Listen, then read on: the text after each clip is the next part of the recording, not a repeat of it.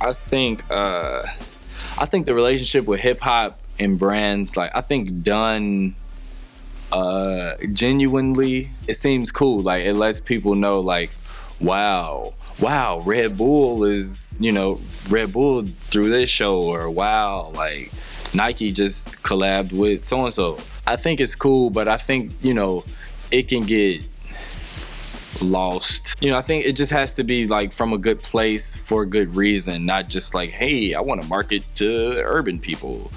Like that's ugly. But outside of that, I think, it's a way for both parties to benefit. So I think it's cool. And then especially trying to, break new barriers, like reach new people. Hip hop, is still like, it's huge now, but I think there's still doors, that need to be broken down. Some of which people like Nike or Adidas or like, shit like that can help, and vice versa. Culture vulture is, for example, like a big corporation or something like that trying to basically profit or like put their influence into, basically like something that they know nothing about, they have nothing to do with, but they see it as, a way to gain off of, what I'm saying? People, I don't know, it's like in my head, like all these people think that these people are smaller than them. They need them. So they'll find a way, or an artist or some type of outlet, like, hey, that's what, let's say the urban people, that's what the urban people do. So let's go, set up shop there so we can have our influence on that crowd. Or like they just pick a crowd and they're like, hey, I want to go fuck with the surfers today. I want to go fuck with the basketball players today. When like really they know nothing about it.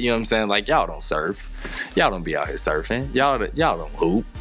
Y'all don't know nothing about hip hop. Like what? So it's like, just basically trying to profit off of the, like snitching on the community. Trying to, like the one transfer student who's like, those are the cool kids, so I'm gonna go to their table.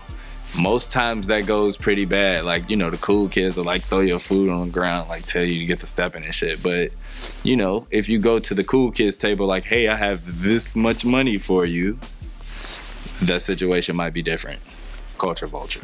I think trying to, judge if a brand is that or not can have you very confused about making a decision. I think right now at this point, I think most of the people so far who have approached me, like personally, have been very genuine, Like, it's like, hey, we believe, especially because at this point, like most of the brands can help me a lot more than I can help them.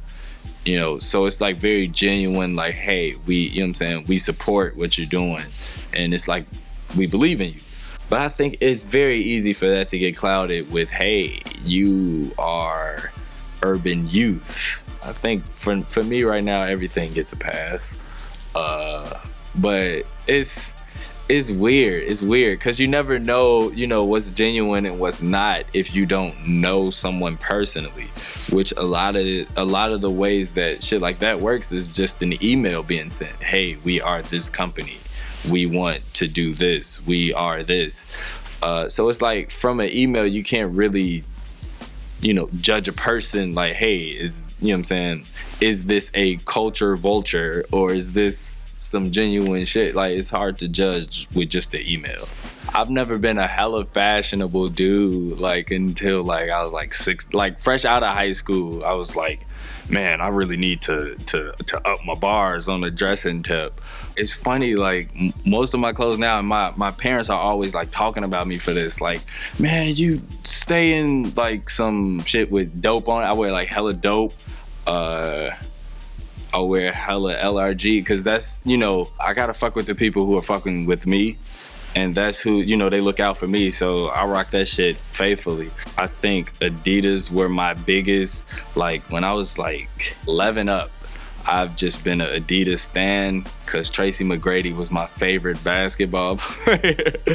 And this is another thing that I learned from Adidas. Their slogan was impossible is nothing. So it's like just growing up with that mindset, like Adidas, like team Adidas, like I'm a base guy stan, a little beat of bass guy stand. And bass guy had his bass van, so I'm like, damn, I need my bass van.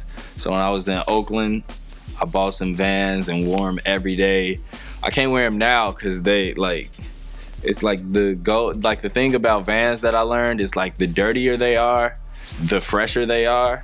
So I was like, okay, cool, well, I'm gonna wear them every day for the rest of my life. I wore them every day for like probably like 2 or 3 months. And they're just all fucked up. Like they don't have a bottom on them no more. Like it's holes in the weirdest places. Like most shoes you get holes like in the top. I got holes like on the side. That's basically it. I think I'm still, you know, figuring out the fashion world. I don't think people have cared yet.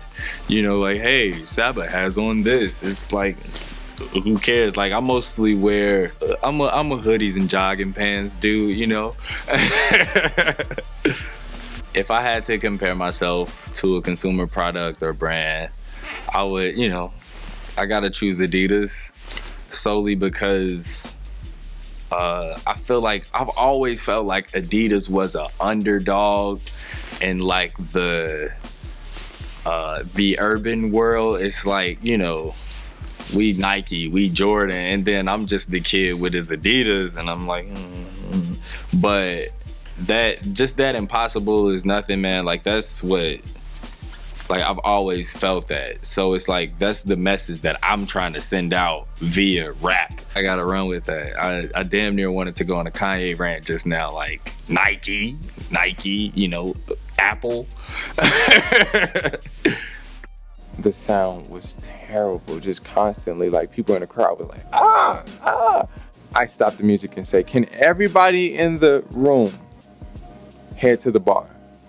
And I stood on top of the bar and did the rest of my set.